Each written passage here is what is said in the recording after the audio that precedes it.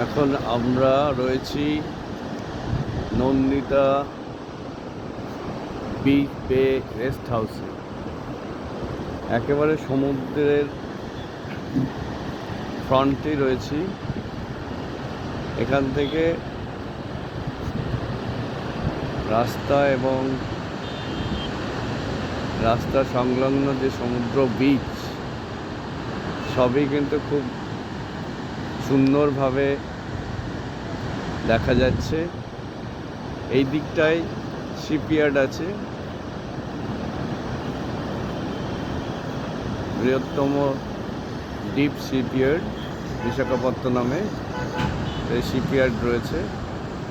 আমাদের গেস্ট হাউসের বারান্দা থেকে আমরা এইগুলো অবলোকন করছি।